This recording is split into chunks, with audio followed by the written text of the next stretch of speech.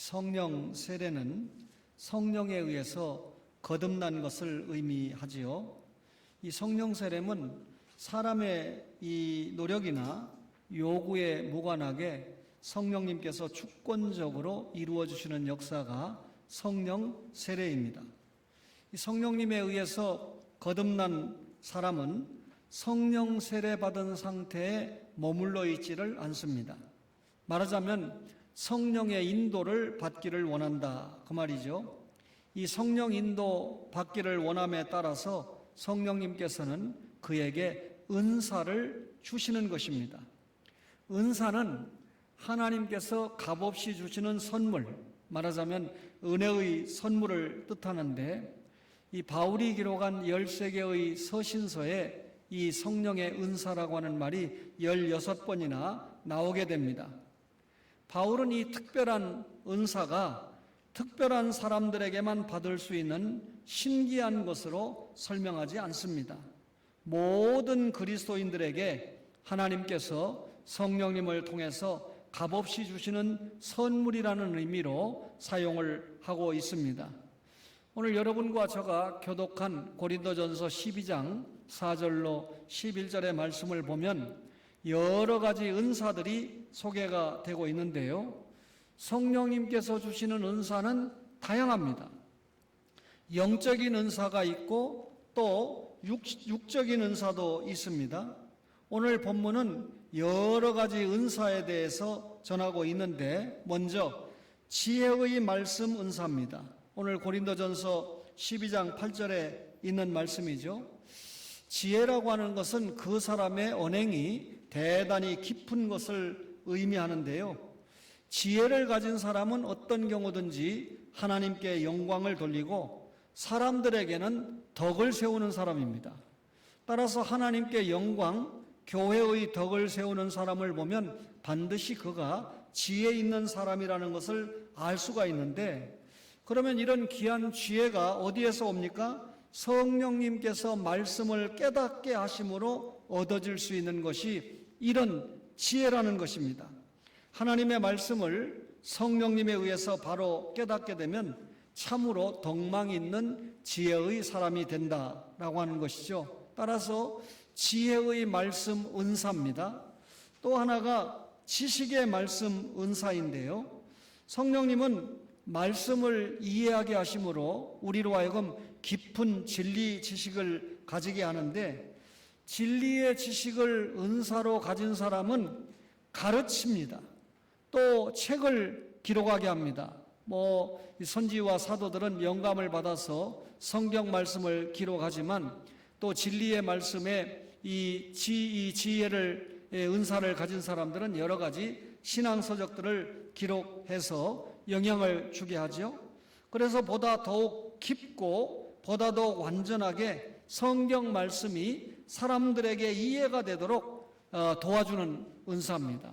박윤선 목사님이 우리나라에서 거의 최초에 가깝게 신구약 66권의 주석을, 다시 말하면 하나님의 말씀을 잘 이해할 수 있도록 주석을 써서 우리에게 넘겨주신 것은 참 귀한 이 지식의 말씀 은사다라고 생각할 수 있는 것이죠. 또 하나가 믿음의 은사인데요. 우리가 구원 얻는 믿음이 있고 생활하게 하는 믿음이 있는데, 여기 믿음의 은사는 구원을 얻게 하는 믿음을 말하는 것이 아니고 권능을 얻게 하는 믿음을 말합니다. 어떤 때는 구원을 받지도 못한 사람이 권능을 행하는 것을 보여줄 때가 있는데요.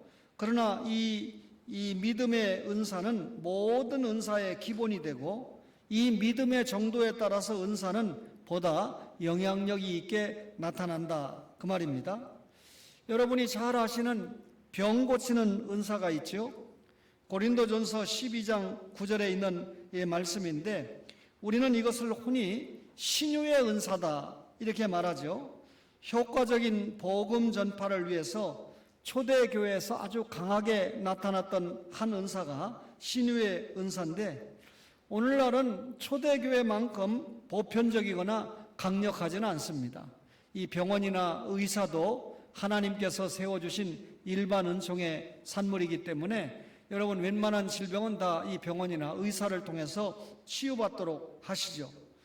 이 신유의 은사를 받은 사람은 병을 고치기도 하는데, 물론 성령님께서 그 사람을 통해서 낫게 하는 경우에만 해당이 됩니다. 어떤 경우에는 하나님께서 한 사람을 이 세상에서 데려가시기 위해서 이 질병을 주는 경우가 있어요. 또 어떤 경우에는 징계의 목적으로 병을 주시는 경우도 있는데, 이런 경우는 신유의 은사가 적용되지 않는다 그 말이죠. 그리고 이 신유의 은사는 어떤 사람에게 고정되어 있는 것이 아닙니다. 성령님께서 필요하실 때 어떤 사람에게 신유의 은사를 주시기도 하고, 그렇죠? 이 은사는 단지 사람의 육체뿐만 아니라 마음과 영혼 그리고 정신의 치료까지 포괄하는 은사가 신유의 은사다 그 말입니다. 여러분, 이 교회가 사경회를 열면서 신유 집회, 여러분 말씀 집회 이게 가능한데, 신유 집회 이것만 하고 가보면 병 고친다고 온갖 이 신유의 현장을 보여주는 경우가 있는데, 저는 이 개혁주의 목사로서 원칙적으로 동의하지 않습니다. 말씀을 통한 신유의 역사가 일어나고 또 이 기도를 통한 신유의 역사가 일어나는 것은 인정을 하지만, 이미 말씀드린 대로 초대교회만큼 보편적이거나 강력하지 않다는 것도 말씀을 드립니다. 능력 행하는 은사가 있는데요, 이 사도가 된 증거 중에 하나가 능력, 다시 말하면 이적을 일으키는 능력입니다. 이 이적을 일으킨다 그러니까 우리가 생각하는 초월적인 어떤 능력이 나타난다 이렇게 생각하는데, 하나님의 말씀을 실천하는 능력이 여러분 본문에서 말하는 능력입니다. 따라서 능력 행하는 행사 그러면 하나님의 말씀을 행하는 실천적인 능력입니다. 이 은사는 마귀를 대적하고 그 추종 세력을 축출하는 데 사용하기도 한다는 것이죠. 이 능력의 은사는 하나님의 교회에 필요합니다.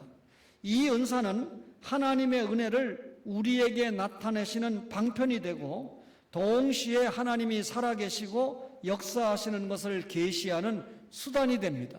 따라서 이 하나님의 교회에 꼭 필요한 은사 중에 하나가 능력 행하는 은사다라고 말씀을 드릴 수가 있습니다. 또 예언의 은사가 있는데, 하나님의 계시를 다른 사람에게 전달하는 은사가 예언의 은사입니다. 이 하나님에 의해서 수여된 통찰력에 의해서 시작된 은사인데, 이 예언이라고 하는 말은 말을 토해낸다, 미리 경고한다, 다른 사람을 위하여 말한다 라고 하는 여러 가지 의미를 포함하고 있습니다. 미래에 일어날 수 있는 그런 것을 예측하는 상황은 물론이고, 현재 일어난 사건에 대한 메시지까지 전달하는 것이 예언의 은사인데요, 이 바울은 이 예언을 하나님께서 교회를 가르치시기 위해서 베푸시는 지금까지 말씀드린 은사 중에 가장 큰 은사의 하나로 보았습니다. 예언은 교회를 신앙의 기초 위에 세웁니다. 하나님의 말씀 위에 세워지지 않은 교회는 하루아침에 무너집니다. 바울은 에베소 교회를 떠나면서 장로님들에게, 여러분 장로들에게 교회를 부탁한 것이 아니고 하나님의 말씀에 굳건히 세워지도록 부탁을 했습니다. 따라서 예언은 하나님의 영감된 말씀을 설명해 주는 은사인데, 이 신약 성경에서 예언이라고 하는 것은 구약 성경에 기록된 예수 그리스도를 찾아서 증거하는 것이 예언입니다. 지금은 신구약 66권의 계시가 종결된 상태죠. 그렇다면 지금 예언은 뭘까요? 예언의 말씀인 성경 말씀을 바로 이해해서 바로 가르치고 현재의 삶에 적용시키는 것이 예언의 은사입니다. 다시 한번 말씀드리면, 지금 여러분과 저가 가장 중요하게 생각하는 예언의 은사가 무엇이냐? 성경 말씀을 바로 이해하고 그리고 바로 가르치고 그것을 자신의 삶에 또 타인의 삶에 적용시키는 은사가 예언의 은사다. 오늘 교회의 중요한 신앙의 그 기초가 예언이다 그 말입니다. 7번째로 말씀드리는 은사가 영들을 분별함의 은사인데요. 참 악한 영을 가려내고 구별해내고 심판하는 은사입니다. 악령은 사람들에게 거짓 예언도 하게 하고 이적도 일어나게 합니다. 사탄이 광명한 천사로 가정하여 나타나기도 하는데요. 그래서 헛된 것을 보게 하고 헛된 거짓 계시를 보여주기도 한다는 것이죠. 초대교회 당시에는 기록된 말씀이 없었기 때문에 영들을 분별하는 은사가 필요했습니다. 요즘 흉악한 범죄를 한 사람들에 대해서 얼굴을 공개하느냐 마느냐 하는 가지고 논란이 많지요. 그리고 또 요즘 얼굴이 공개되는 사람들이 많지 않습니까? 근데 참 제 마음이 그래서 그런지 그렇게 얼굴이 공개되는 사람들을 딱 보면 제 마음에 참 악령이 씌인 얼굴이다라고 하는 생각을 하게 돼요. 오늘 아침인가 뉴스를 보니까 어린 아이를 낳고 질식을 시켜가지고 냉장고에 그것도 2씩이나 넣고 5년씩이나 살았던 이 사람을 공개를 해야 되느냐 말아야 되느냐, 그거는 전혀 공개의 대상도 아니다. 그리고 영아를 살해하는 것은 5년 이하의 징역이다. 이 대한민국의 국회의원들이 정신이 있는 나라인지 이 곳곳에서 드러나는 모습을 봐도 제가 이해가 안 돼. 제가 이해가 안 되는데 이런 담임 목사를 두고 있는 여러분들은 이해가 되겠습니까? 그래서 요즘 그런 일이 흔히 일어나니까 이제 법을 바꿔서 살인죄로 바꾸어가지고 적어도 10년 이상의 징역을 받을 수 있도록 법을 바꾼다 그러는데, 정말 내용이 어쨌든지 간에 정말 엄벌을 면치 못할 그런 흉악한 죄들인 것 같습니다. 여러분, 우리가 영적으로 사탄의 미혹을 받으면 영적으로 그렇게 불쌍하고 그렇게 안타까운 심령이 된다는 것입니다. 이 영을 분별하는 은사는요, 어떤 현상의 이면에 있는 정신적인 영향력을 간파하는 능력으로 특수한 사람에게 주어졌습니다. 예를 들면 아나니아와 삽비라의 마음에 거짓말하는 영이 들어있잖아요. 근데 그 속에 거짓말하는 영이 있는지 없는지 누가 분별했습니까? 사도 베드로가 분별을 했습니다. 마술사 시몬의 마음이 악독하고 불의한 영에 매여 있는 것도 사도행전 8장 23절에 보면 베드로 사도가 간파한 것을 보면 특별한 사람에게 영들을 분별하는 은사를 주셨다라고 하는 것을 알 수가 있습니다. 부족하지만 교리 공부를 충실히 하면서 성경을 보고 있는 저는 이 악한 영에 들린 사람과 대화를 해보면 금방 알 수 있어요. 이 사람이 하나님의 말씀에서 벗어난 그런 영을 가지고 이야기하는지 안 하는지. 근데 그것을 구별하지 못하는 분들이 더러 목사님들 가운데도 있으니까 다미선교에 빠지기도 하고 신천지에 넘어가기도 하고 또 신천지에 넘어갔다가 오래간만에 또 깨닫고 돌아와서는 엄청나게 간증거리나 있는 것처럼 부끄러워서 여러분 참 기고나 하는 정도로 하고 말아야 될 사람들이죠. 사탄의 거짓된 가르침을 분별하는 능력은 오늘날도 같게 나타납니다. 숨은 죄악을 판단하는 초자연적인 능력은 극히 제한적이고 개인적인 것으로 나타난다 그 말이죠. 여러분이 잘 새겨들을 말씀 가운데 하나가 각종 방언을 말하는 은사와 방언을 통역하는 은사도 본문 10절에 소개를 합니다. 여기 각종이라는 말이 헬라 말로 게네라고 하는 말인데요, 혈통, 민족, 종류 이런 의미입니다. 따라서 여기 게네 각종 방언이라고 하는 말은 각 민족이 사용하는 언어를 시사합니다. 여러분 목사가 지금 우리 방언으로 여러분에게 설교합니다. 여러분이 잘 듣고 있죠? 그렇죠? 저 용인 쪽에 가면 굉장히 어떤 목사님이 개척을 해서 아주 많은 수로 성장을 시킨 그런 교회가 있는데, 목사님이 은퇴하고 후임 목사님이 왔어요. 미국에서 오셨습니다. 우리 미국에서 오신 디트로이트 집사님, 앞으로 미국에서 공부한 사람들을 목사로 드리는 교회는 절반 이상은 실패한다. 제가 이렇게 예언합니다. 우리 이제 한국 강단에서 그게 교회사를 전공한 제 눈에 볼 때 신뢰였고, 근데 미국에서 오신 목사님이 반은 한글로 설명하고 반은 영어를 사용하는 거예요. 그러다가 쫓겨났습니다. 교인들이 우리가 이 교회가 미국 교회냐? 무슨 말인지 이해가 되시죠?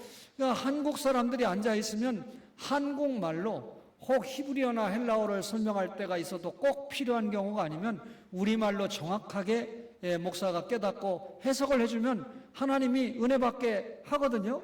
여러분 무슨 말인지 이해가 되실 겁니까?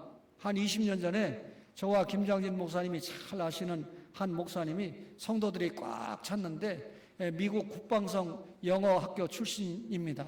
중간에 설교를 하다 말고 여러분 잠깐만 계십시오 하고 5분 동안 영어로 설교했는데 무시간 시대니까 얼마나 성도들이 야 우리 목사님 유식하다, 우리 교회가 참 좋다, 그런 시대가 있었는데 여러분 지금 제가 설교를 중단하고 다른 나라 말로 여러분에게 설교하면 야 우리 목사님 똑똑하다, 참 대단하다 그렇게 생각하시겠습니까? 여러분은 우리 방언으로 지금 말씀을 듣고 있는 겁니다. 근데 성경의 고린도전서에 보면 또 알아듣지 못하는 말의 방언이 있잖아요. 근데 그런 방언은 옆에 사람들이 알아듣지 못하니까 무슨 은사를 세우라고 그랬습니까? 통역하는 은사가 있는 사람을 세우라고 그랬잖아요.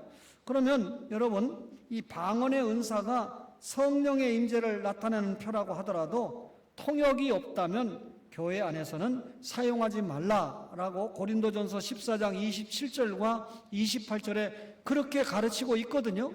그런데 이런 말씀은 오간데 없고 그저 방언을 하지 못하면 구원을 받았느니 못 받았느니 라고 판단하는 정도의 수준까지 한국교회를 흐려놓은 그런 교파가 있습니다. 정정이 돼야 되겠죠.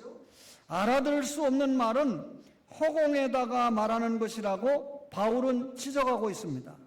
고린도 교인들이 자랑 삼아서 하던 방언이 말하는 그것은 자신이나 듣는 사람들에게 못 알아듣는 말이 되어서 오히려 자신들을 야만인으로 전락시켰다고까지 말하고 있어요. 그래서 우리 선생님은 방언 가운데 하빠리 은사가 방언하는 은사다라고 설명까지 했습니다.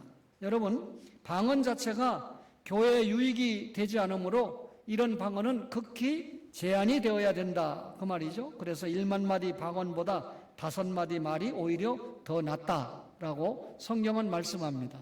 여러 은사를 설명을 드렸는데요. 실천적인 은사도 있습니다. 사람을 섬기기를 잘하는 거, 이거 실천적인 은사입니다. 또 가르치기를 잘하는 거, 이거 실천적인 은사입니다.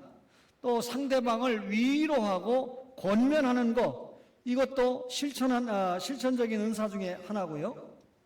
성경에 보니까 다스리는 것, 다른 사람들에게 긍휼을 베푸는 것, 이것도 실천적인 은사라는 거죠. 전전주에 어느 교회의 목사님이 완전히 분장을 했어요. 뭐냐면 목사의 성도들이 자기를 알아보지 못하게 노숙자 분장을 해가지고 주일날 아침에 자기 교회 앞에 있었습니다.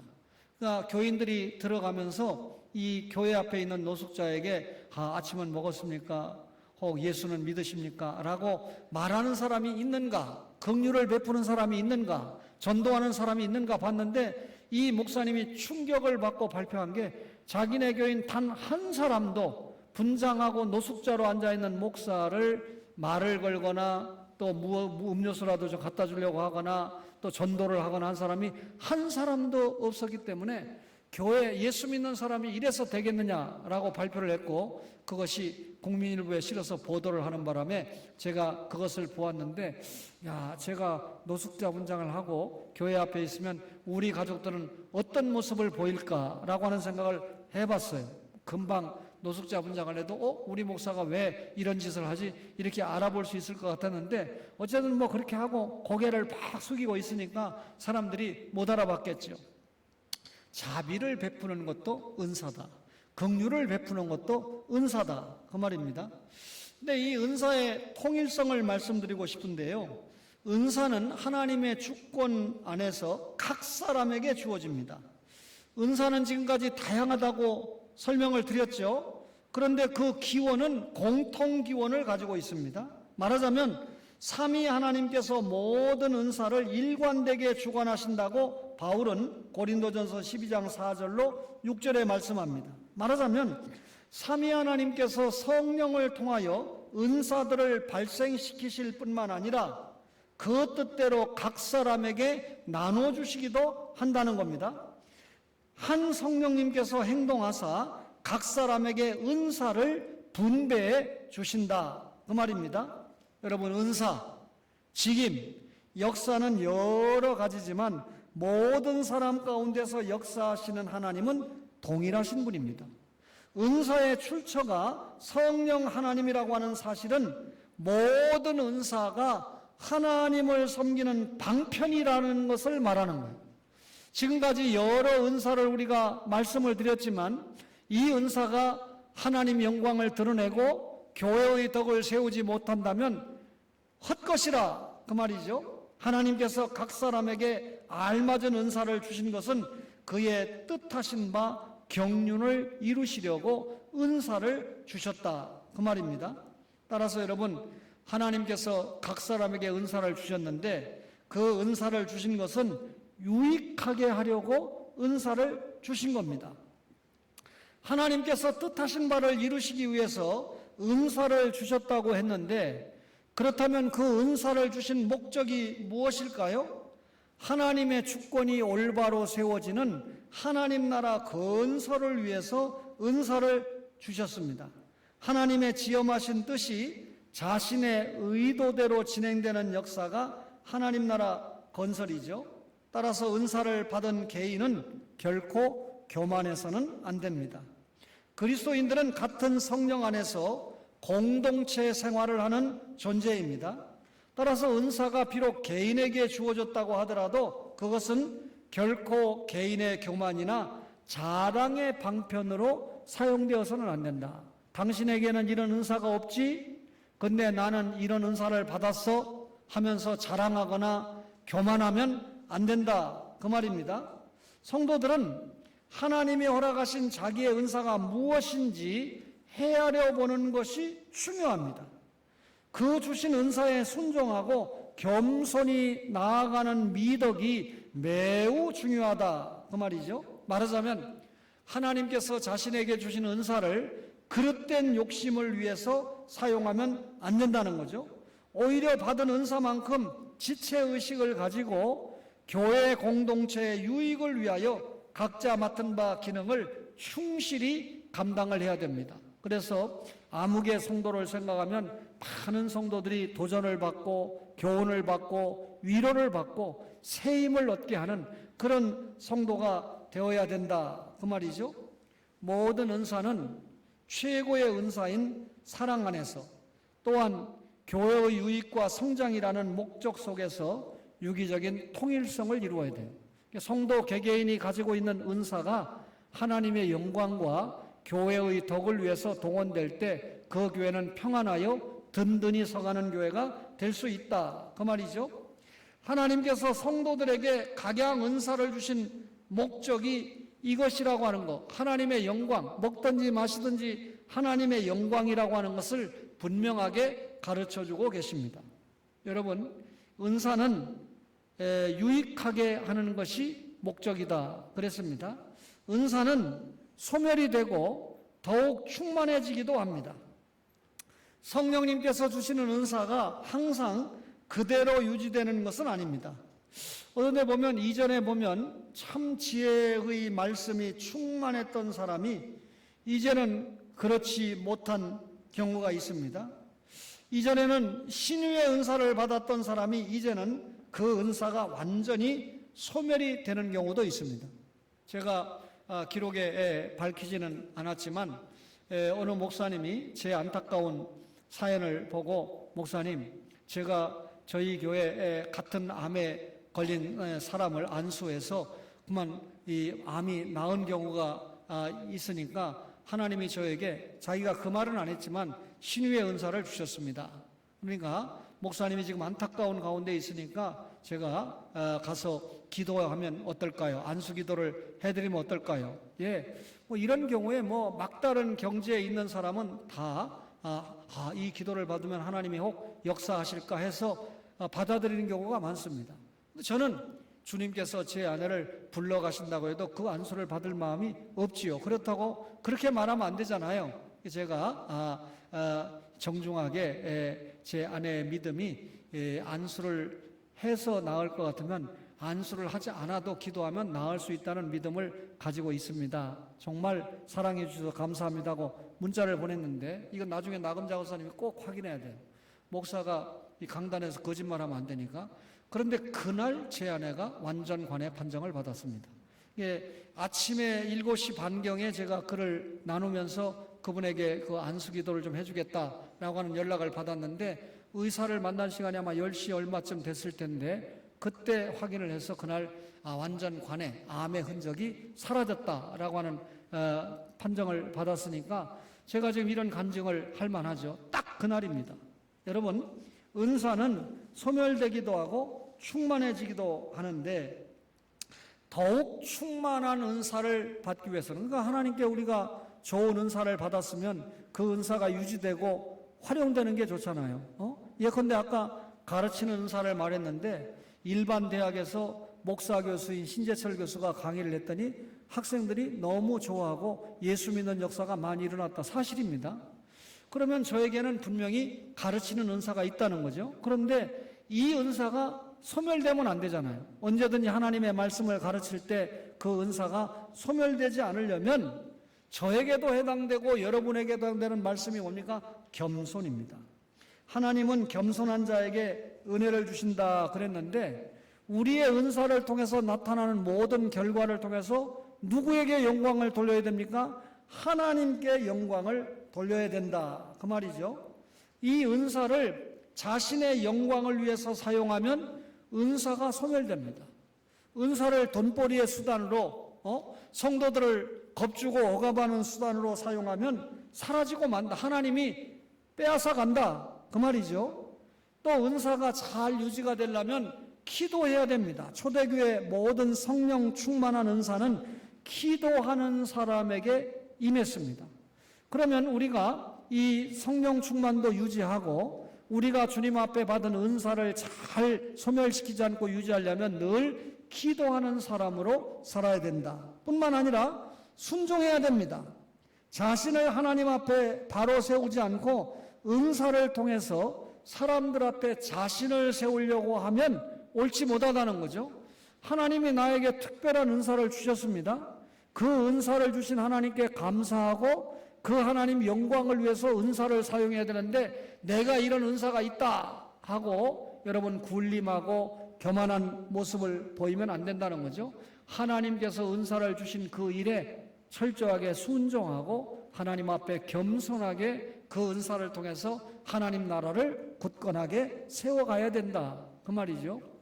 중요한 것은 하나가 되어야 됩니다. 삼위 하나님을 설명할 때 분명히 하나님은 한 분 아닙니다. 세 분이죠. 성부 하나님, 성자 하나님, 성자 하나님.